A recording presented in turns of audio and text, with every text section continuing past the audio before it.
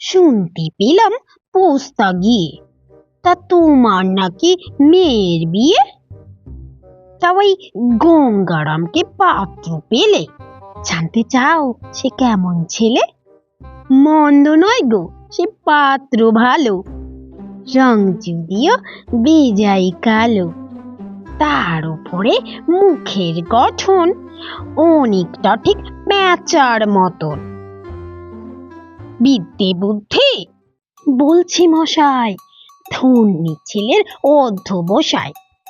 19টি বার ম্যাট্রিকে সে ঘায়েল হয়ে থামলো শেষে। কি বিষয় আশয় গরিব বেজায়, কষ্টে শিষ্টে দিন চলে যায়।